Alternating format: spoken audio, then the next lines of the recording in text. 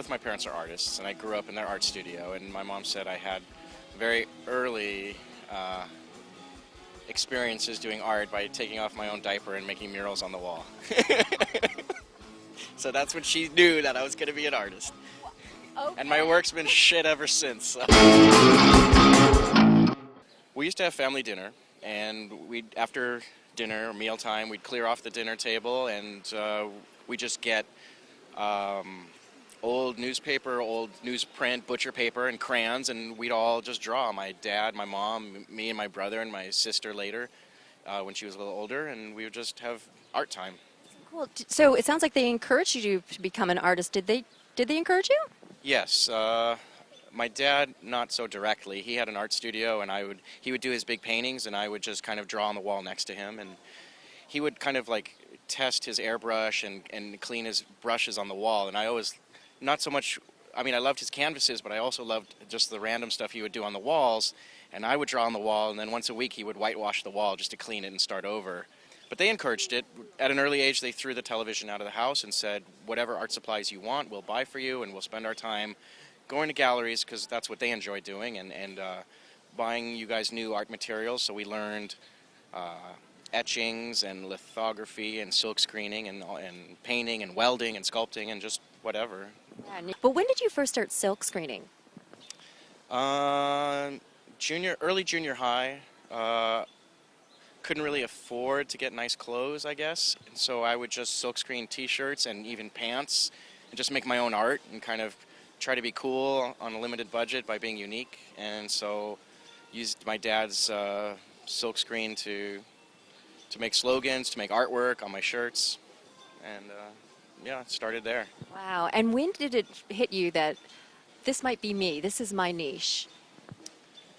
I was always attracted to music, but I couldn't play. I didn't have the patience to learn music, even though my brother and sister did. And I had friends in bands, garage bands, local, just small things and parties, and I started doing flyers for my friends' bands, and it kind of took off from there. And it was cool to just do a little drawing and then seeing it like handed out at school and seeing it put up on little telephone poles in the neighborhood, and I kind of liked that. And I didn't really think that was something I was going to do as a profession, but I've always, even my early drawings, when I drew stuff, I incorporated text into it, so I think there was always something there. I would love if you kind of take us through the process, right from the phone call from the band or the manager, whoever calls you, and then the inspiration. Maybe there's even one work you could refer to. Well, I mean, every job is different, but basically I get contacted by a band, and they need artwork right away. The deadline's always fast approaching, and I think I've become so used to working with deadlines that's, if there isn't one, it's hard to get work done, but kind of the adrenaline kicks in, and most of the time they just say, do something our fan base will like, so they don't really give me any guidance, and that's kind of what's exciting too, is I get to come up with whatever my own interpretation is. So I listen to the music, most of the time I go to sleep and just like in the evening, and then have a dream and wake up with an idea the next day, and hopefully run with that first idea. And so I like to have just a vague idea, and then it kind of comes out as I draw it, and so I'm saving all the excitement, all the energy for the finished piece. And you mentioned appealing to the band's fan base, but you have an incredibly loyal fan base, and you have a very personal connection with your fans. I'd love you to tell us about that. You even say in the book you can email me, which I love that too. Thanks. Well, speaking of email, I think the internet has made things more democratic. I mean, I started doing it before the internet was popular, going way back, and about 18 years ago, and it was different back then. It was lots of making catalogs, sending them to record companies, sending them to galleries, trying to get work, and then trying to show work. And the internet has made everything much more accessible, so I can have direct relationships with strangers, with fans, with friends, yeah, there's instant feedback. Like sometimes I'll even post a sketch online saying this is something I'm working with, and then some fan will say like, oh, wouldn't that be cool if this particular piece glowed in the dark?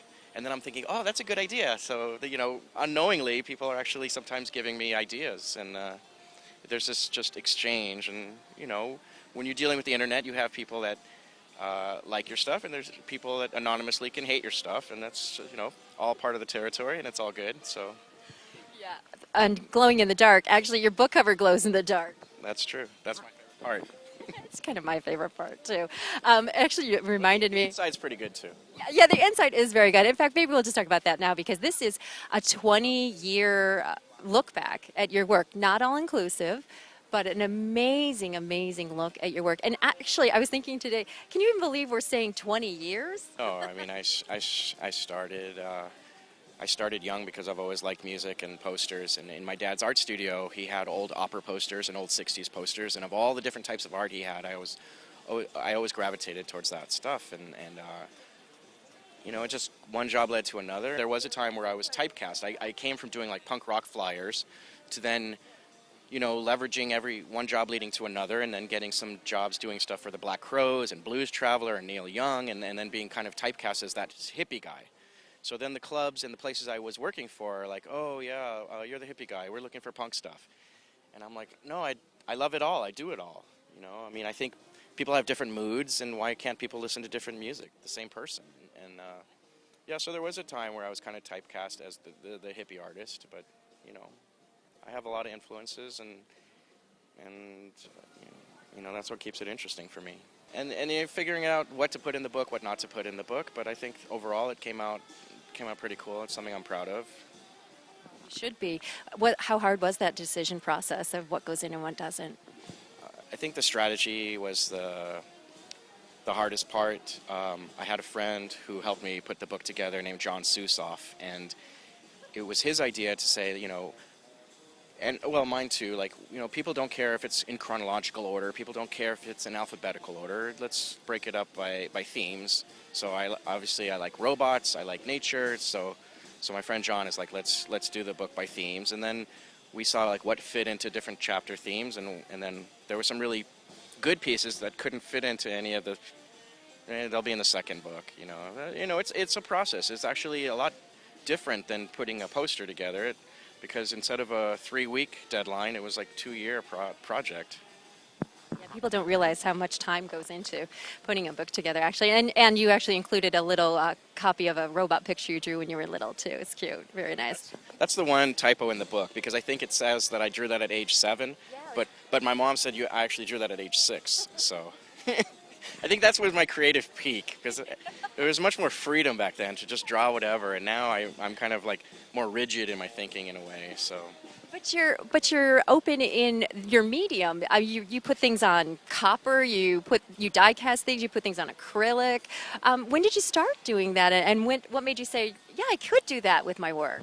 I think, again, being exposed to all the different types of art as a kid, and all the different types of things that my dad did in the art studio, I thought, now that I've done silk screens for a long time and done hundreds of silk screens, what else can I do to still be true to the nature of a poster? They could still be put on a wall. It could still be used to advertise, and still be sold at a concert, and all the, what is a poster, but how to now make it different in a way. So burning them, embossing them, and laser cutting them, and those are all just elements of things I was exposed to in the art studio, trying to sneak it into my poster work. Yeah, and helps you do another thing you're trying to do, which is to take something that isn't permanent more permanent. Right. I think for me, when I do a poster, for better or for worse, I like to picture it on my own wall as a piece of art, and so I'm investing a lot of energy to give permanence to something that has the expiration date printed right on it. So how do you describe your work? Well, I try to let the art speak for itself, and people can judge it or interpret it however they want. But I look at it as art, and not just a poster, not just advertising. One more thing I want to touch on before you go is your political statements that you make in your artwork, and why is that important to you? I think for different reasons. I mean, on the larger scale, you have, corporate media. You have big budget. You have television. You have billboards. You're being bombarded all the time, and poster art belongs more to street art. It's more of a populist people's art, and so it's a way to make something handcrafted, whether it's just a rock poster or it's a political poster. I think they have similar roots, and it's a good way to kind of for me, it's kind of like another way to get my message out through through whatever I'm doing. Even if I wasn't doing rock posters, I always have this kind of social perspective that I'm trying to just put in whatever work I do, and I just found it works just as well for putting messages in posters, in rock posters. So your work with Erykah Badu is amazing. You guys have a special relationship. We do. I've been working with Erykah for I think eight years perhaps.